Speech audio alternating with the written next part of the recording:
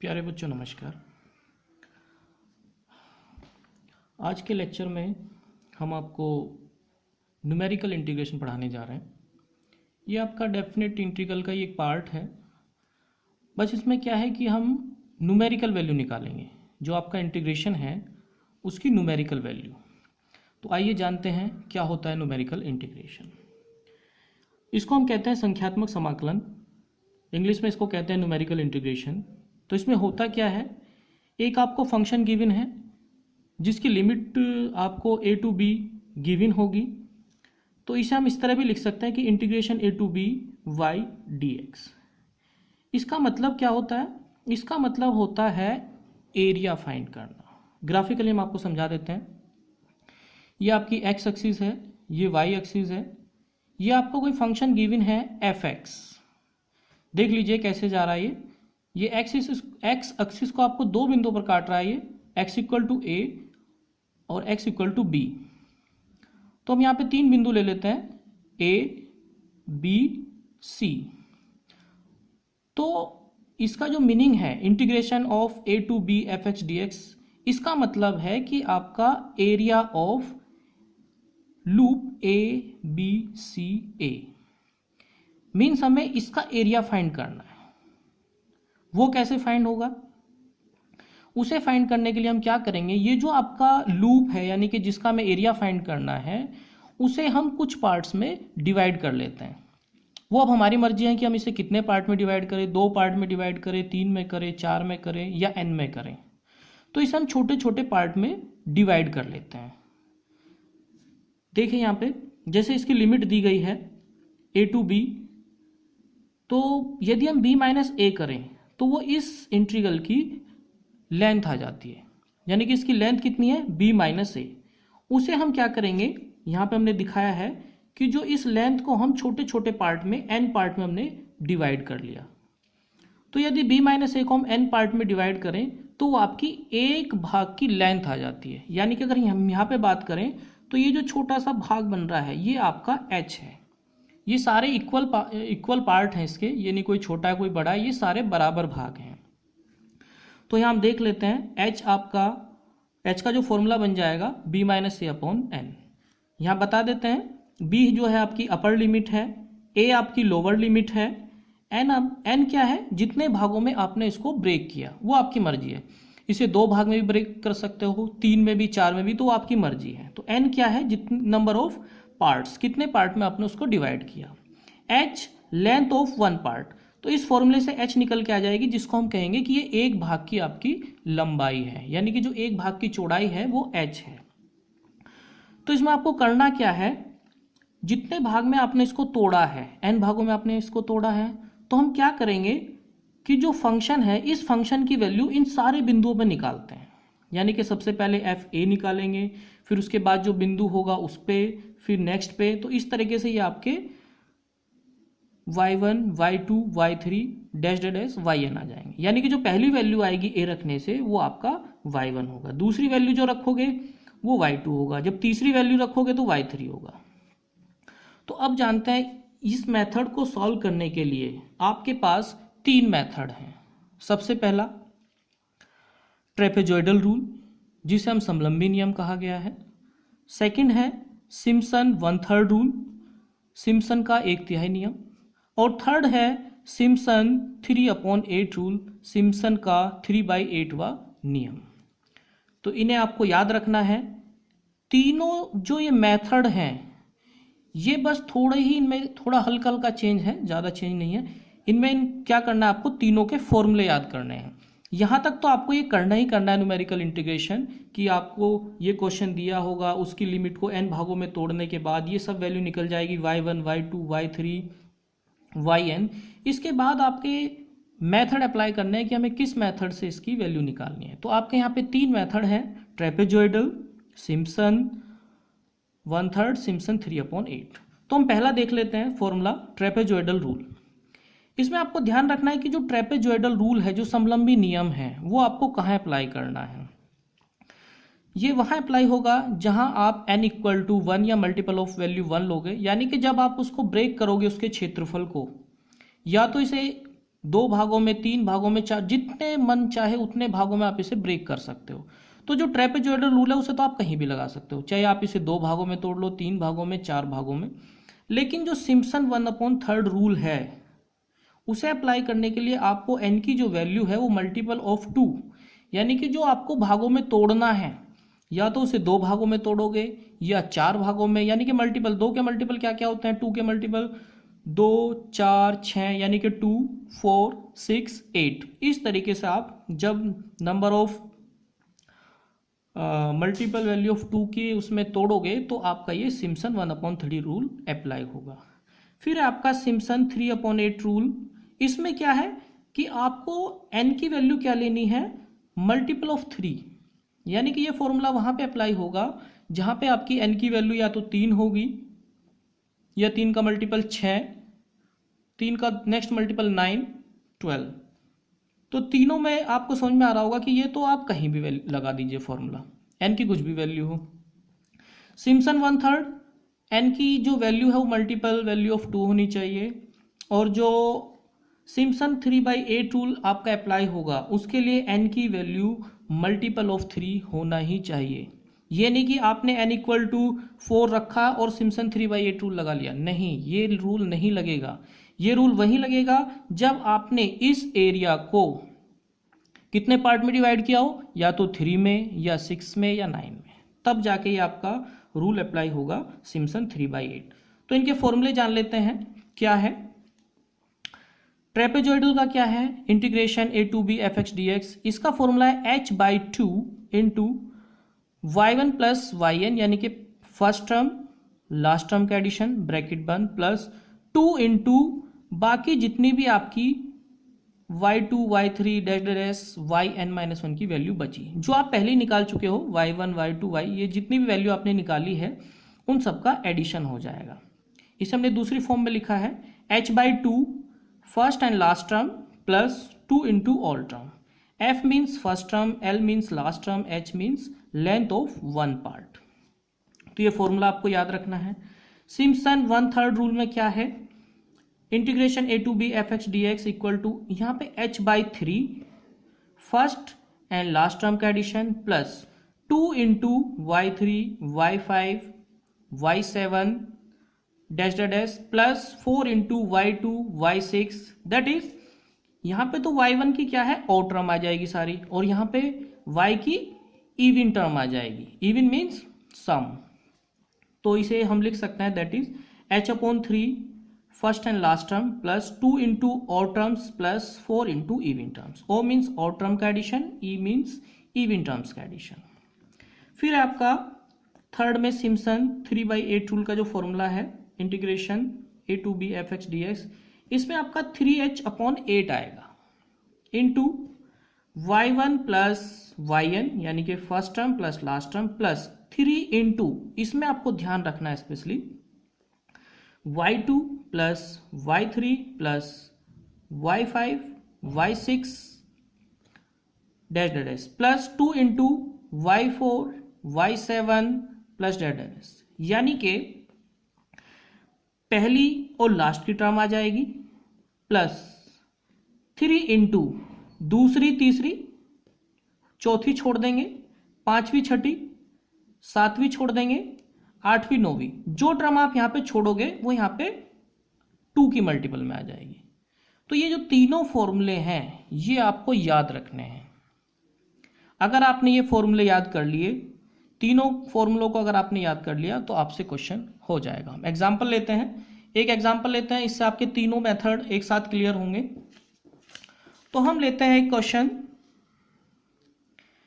एवलेट integration 0 to 6 dx/1 plus x square, इसका मान निकालना है, एवलेट करना है बाय यूजिंग, हमें 3 मेथड इसमें यूज करने हैं, trapezoidal rule, second Simpson 1/3 rule, and third is Simpson 3/8 rule. हम एक ही एग्जाम्पल लेते हैं और इसको तीनों मेथड से आपको सॉल्व करना बता देते हैं। ध्यान से सुनना बच्चों, एक क्वेश्चन ले रहे हैं, तीनों मेथड उसी में लगा रहे हैं, आपकी सारी चीजें क्लियर हो जाएंगी। अब इसके लिए आपको याद रखना पड़ेगा कि ट्रेपेजॉइडल तो हम n की कोई भी वैल्यू लगा देते हैं, लेकिन सिम्पसन का जो नियम है 1/3 का, n की वैल्यू 2 का मल्टीपल होना चाहिए, और जो सिम्पसन 3/8 है उसमें n3 का मल्टीपल होना चाहिए, इसलिए हमने n की वैल्यू 6 ले ली। आप यहाँ पे कुछ भी ले सकते हो। अगर आपने देखो 4 ली तो 4 से क्या होगा, ये मेथड अप्लाई हो जाएगा, लेकिन ये भी अप्लाई हो जाएगा, लेकिन ये अप्लाई नहीं होगा क्योंकि ये 3 का मल्टीपल नहीं है। इसलिए हमने 6 ली। 6 से क्या होगा, n की वैल्यू कुछ भी हो, ट्रेपेजोइडल भी फॉलो कर रहा है, 6 2 का मल्टीपल भी है और 6 3 का मल्टीपल भी है, इसलिए हमने n क्या है L6 लिया। तो यहां से हम h की वैल्यू निकाल लेंगे। h की वैल्यू हमने बताया था कैसे निकलेगी आपको, 6 - 0 यानी कि अपर लिमिट में से लोअर घटा लेते हैं, इसकी लेंथ फाइंड कर लेते हैं। तो लेंथ कितनी आ गई, 6 - 0 6 आ गई। उसको हमने कितने भागों में तोड़ा है, 6 से, तो h की वैल्यू आ गई 1, यानी कि हमें पता लग गया कि h की वैल्यू 1 आ गई, n हम 6 भागों में तोड़ रहे हैं। तो अब हमारा काम क्या रह गया, ये जो आपको फंक्शन गिवन है, फंक्शन क्या गिवन है यहाँ पे आपको, f(x = 1/1 + x², ये जो फंक्शन दिया गया है, ये फंक्शन हम यहाँ से उठा लेंगे। अब आपको क्या करना है, अब हमने जो ये पार्ट में तोड़ लिया, हम समझा देते हैं आपको क्या किया हमने। सॉल्यूशन देख लो इसका, 0 to 6 कितने भागों में तोड़ा है इसको, 6 भागों में, n हमने 6 लिया था तो 6 भागों में तोड़ लेंगे, 1 2 3 4 5 6। तो देख लो कितने पार्ट्स हो गए, 1 2 3 4 5 6। तो जो दी गई हमारी लिमिट थी 0 से 6, 0 से 6 को हमने क्या किया, इसको 6 बराबर भागों में तोड़ लिया। तो h की वैल्यू 1 थी, तो इस समय ये पता लगता है कि एक भाग की लेंथ कितनी है, 1 है। सारे इक्वल है, यहाँ पे भी देख लो, 2 - 1 1 रह जाएगी, 3 - 2 1, 4 - 3 1, 5 - 4। तो इसे इक्वली पार्ट में हम डिवाइड करते हैं। तो अब हम क्या करेंगे, जो हमारा फंक्शन है उसकी वैल्यू 0 पे निकालेंगे, 1 पे निकालेंगे, 2 पे निकालेंगे, 3 पे निकालेंगे, 4 पे, 5 पे, 6 पे। क्लियर। तो यहां हम आपको एक चीज और समझा देते हैं, अगर आपका f(x = 1/1 + x²) कोई फंक्शन गिवन है, पहले भी हमने आपको सिखाया था, अगर आपको f1 की वैल्यू निकालनी है तो क्या करोगे, तो जहां भी आपका x है उसकी जगह 1 पुट कर देंगे। तो 1/1 + 1 का स्क्वायर मीन्स 1/1 + 1, 1/2 = 0.5। कुछ भी x की इस फंक्शन की वैल्यू किसी भी वैल्यू पे निकाल लो, जैसे हमें 1/2 फाइंड करना है, तो क्या होगा, जहां भी आपका x है उसकी जगह 1/2 पुट कर दो। तो 1 + 1/2 का होल स्क्वायर मीन्स 1/1 प्लस ये 1/4 आ जाएगा।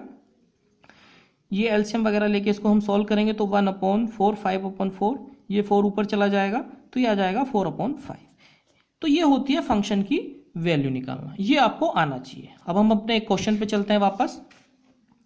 तो इसमें क्या है हमारा, इस फंक्शन की वैल्यू हम पहले 0 पे निकालेंगे, मीन्स पहले f0 निकाला, फिर f1 निकाला। तो f0 कैसे निकलेगा, 1 + 1 प्लस जहां भी x है वहां पे 0 पुट कर देंगे, तो 1/1 + 0, इसकी वैल्यू आ गई 1। फिर हम नेक्स्ट वैल्यू कितनी है, 0 के बाद 1 आता है, तो 1 पे वैल्यू फाइंड करेंगे। तो f1 1/1 + 1 का होल स्क्वायर, तो 1/2, इसको सोल्व किया, ये आ गया। फिर नेक्स्ट वैल्यू 2 पे फाइंड करेंगे, 1/1 + 2 का स्क्वायर, 2 का स्क्वायर यानी कि 4 हो जाएगा, 4 + 1 5 हो जाएगा। तो 1/5 को सोल्व करेंगे तो 0.2 आ जाएगा। फिर हम f3 निकालेंगे, 1 + 1 + 3 का स्क्वायर, 3 3 9 होते हैं, तो 9 + 1 10 हो जाएगा, तो 1/10, इसको सॉल्व करके 0.1 आया। f4 की वैल्यू 1/1 + 4 स्क्वायर, तो 4 × 16 और 1 17, 1/17 को हमने सॉल्व किया, ये आ गया। ये वैल्यू आप लगभग सॉल्व करना 4 डिजिट तक, हमारा वही मेन फोकस होता है। अगर क्वेश्चन में कहा कि 3 डेसिमल तक आंसर निकालना तो 3 लेके चलेंगे, लेकिन जनरली हम 4 लेके चलते हैं। तो 0.0588 मीन्स हमने डेसिमल के बाद 4 डिजिट तक इसकी वैल्यू निकाली है। हालांकि 1/17 की अगर वैल्यू देखें तो आगे तक आ रही है, लेकिन हमने 4 डिजिट लिए हैं जनरली।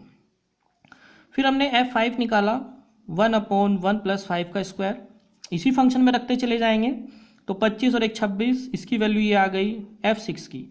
तो इस तरीके से हमने फंक्शन की वैल्यू जो हमें फंक्शन क्वेश्चन में दिया था, इन सब पे उसकी वैल्यू फाइंड कर ली, 0 पे, 1 पे, 2 पे, 3 पे, 4 पे, 5 पे, 6 पे।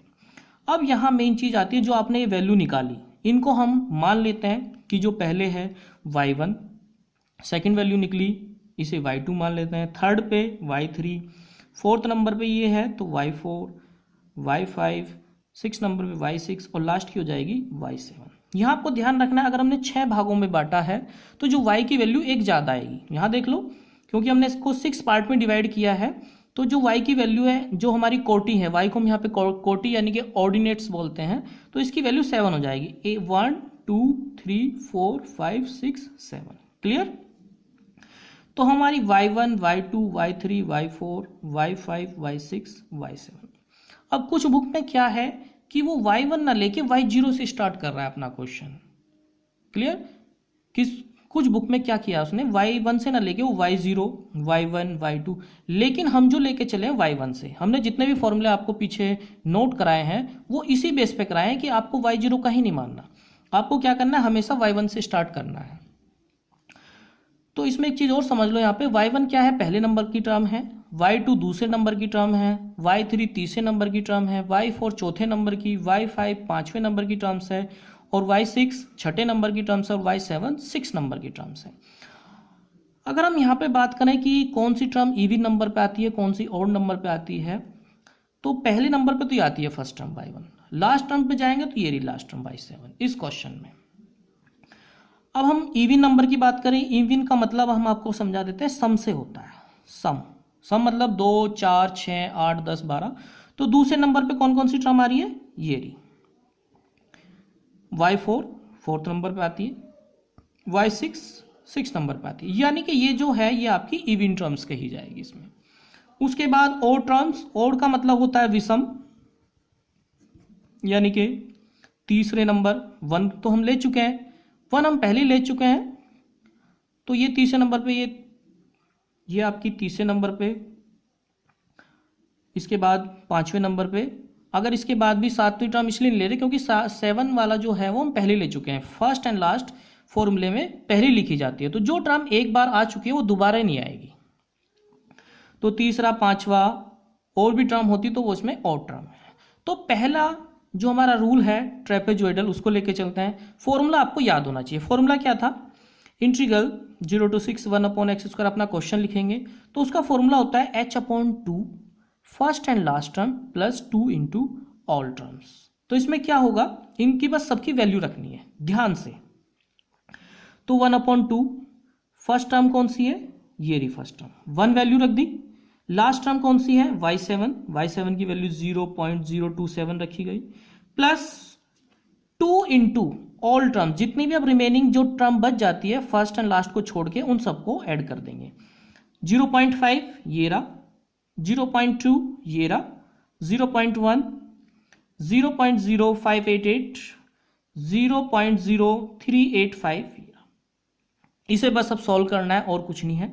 सॉल्व करते हुए ध्यान रखना है आपको कि डेसिमल्स के नंबर हैं, ऐड कैसे करते हैं, डेसिमल के नीचे डेसिमल रखेंगे तब ऐड करेंगे। तो इसका एडिशन आ गया आपका ये, फिर 2 की मल्टीप्लाई करनी है, इन दोनों को ऐड करके 1.027, इनको सबको ऐड करके 2 इंटू 0.8973, इसको आप अलग साइड में ऐड कर लेना। फिर इसमें 2 की मल्टीप्लाई करना है, फिर इसको ऐड करना है, ऐड करने के बाद इसको 2 से डिवाइड करना है। तो ये आपका आंसर आ गया इससे 1.4108। तो ये आपका ट्रेपेजॉइडल रूल से जो हमारा गिवन फंक्शन था integral 0 to 6 1/1 plus x² dx, उसकी वैल्यू आ गई। इसके बाद हम दूसरा नियम देखते हैं। इसके बाद सेकंड नियम आता है सिम्पसन 1/3 रूल, वो भी हमने किया है, वो आप देख लीजिए। इसके बाद इसी सिम्पसन 1/3 रूल, फॉर्मूला क्या है, integral 0 to 6 1/1 plus x² dx equal to h/3 first and last term plus 2 into odd terms plus 4 into even terms. Means first और लास्ट की वैल्यू रखी 2, ऑड टर्म कौन कौन सी ये हमने इसमें मेंशन कर दिया है। थर्ड और जो 5th नंबर पे आ रही है वो आपकी ऑड टर्म है, तो थर्ड और 5th नंबर की टर्म्स लिखी है, plus 4 into even terms. Even terms पे कौन कौन से नंबर आ रहे हैं, 2 यानी कि 0.5, 4, 0.1 और 6 नंबर पे आ रही है 0.038। इन तीनों को हमने ऐड कर लिया, यहाँ पे इन दोनों को ऐड किया, इन दोनों को ऐड किया, तो इन दोनों को ऐड करके ये आ गया, इन दोनों को ऐड किया तो ये आ गया, इन तीनों को ऐड करने के बाद 0.6385। इसको सॉल्व करने के बाद यहाँ पे 2 की मल्टीप्लाई, 4 की मल्टीप्लाई, इन तीनों को ऐड किया है, फिर इसको 3 से डिवाइड कर दिया। तो ये आपका है सिम्पसन 1/3 रूल। आपको मेन चीज़ है कि तीनों मेथड्स में मेन है आपका फॉर्मूला, कि आपने फॉर्मूला आपको याद है नहीं। अगर आपने एक दूसरे में ये फॉर्मूला अप्लाई कर दिया कि ट्रेपेजोइडल का यहाँ फिट कर दिया, 3/8 का यहाँ फिट कर दिया, तो क्वेश्चन गलत हो जाएगा। तो यहाँ पे आपकी वैल्यू आ गई सिम्पसन 1/3 रूल से 1.3662। इसके बाद आता है सिम्पसन 3/8 रूल, वो भी हमने सॉल्व किया है, तो इसके बाद ये वाला देख लीजिए आप। Simpson 3/8 rule 0 to 6 1/1 + x² dx। आपको फॉर्मूला बड़े ध्यान से लिखना है, तो फॉर्मूला हम लिख देते हैं 3h/8 first and last plus 2 y2 y3 y5 y6 plus dead S plus 2 into y4 y7। तो वैल्यू रखेंगे फर्स्ट एंड लास्ट टर्म की, प्लस 3 इंटू y2 की, y3 की, फिर 4 छोड़ेंगे, 5 और 6। तो ये आपका आ गया, वैल्यू हमने पुट करी, इसको ऐड करके ये आ गया, यहाँ पे इसको ऐड करके ये आ गया। वैल्यू पुट आपको बड़े ध्यान से करनी है। 3 की मल्टीप्लाई की, यहाँ पे आपने 2 की मल्टीप्लाई, तीनों को ऐड करने के बाद फिर आपको क्या करना है, इसमें 3 की मल्टीप्लाई करनी है और 8 से डिवाइड करना है। तो उसके बाद आपके आंसर आ गए ये। तो इसमें जो मेन चीज़ है वो है आपका फॉर्मूला। अगर आपने फॉर्मूला याद कर लिया और कौन सी वैल्यू कैसे पुट करनी है वो सीख लिया, फिर इसमें कोई दिक्कत आपको आनी नहीं है। तो अब यहाँ पे हमने तीनों को आपको एक साथ दिखाया गया है। पहले ट्रेपेजोइडल, उससे आंसर आया आपका 1.4108। सिम्पसन 1/3 रूल से आंसर आया 1.3662। और आपका जो इससे आंसर आ रहा है सिम्पसन 3/8 रूल से, वो है आपका 1.357। तो यहाँ पे आपको एक ध्यान ये चीज़ें देखनी है कि जो तीनों आंसर है लगभग मिलते जुलते आएंगे। सेम आना तो बड़ा मुश्किल है, लेकिन आप देख रहे होंगे कि ये तीनों आंसर लगभग सेम है। तो मैं यहाँ आपको दिखा दूँ, तीनों के आंसर लगभग मैच करते हुए आ रहे हैं, ज़्यादा अंतर नहीं है। तीनों से आंसर भी लगभग अलग अलग ही आते हैं क्योंकि तीनों रूल है। तो इसमें आपको देखना है कि आंसर जो है तीनों के मिलते जुलते आने चाहिए। ऐसा नहीं होगा कि इसका आंसर तो आ रहा है 1.41 और इसका आ गया 2 पॉइंट समथिंग, इसका 3 पॉइंट समथिंग, नहीं। 1.41 यहाँ पे देखो 41 है, यहाँ पे 36 है, यानी कि 36 और 41 में ज़्यादा अंतर नहीं है, यहाँ पे 35 है। तो आंसर आपके मिलते जुलते आते हैं हमेशा। तो अब बात करें कि इन तीनों में सबसे जो ज़्यादा आंसर है वो तीनों में एक्यूरेट किसका आएगा, तो वो सबसे ज़्यादा आता है सिम्पसन 3/8 रूल का। सबसे जो आंसर है एक्यूरेट इस पे आता है। क्यों? क्योंकि ये जो जब हम ये वाला रूल अप्लाई करते हैं तो इसे नंबर ऑफ भाग में ज़्यादा में तोड़ते हैं, या तो 3 में टूटेगा या सीधे 6 में टूटेगा या फिर 9 में 12 में। तो ये वाला सबसे ज़्यादा एक्यूरेट है। जितने ज़्यादा भागों में हम तोड़ेंगे आंसर उतना ही ज़्यादा एक्यूरेट आता है। ठीक है, थैंक यू।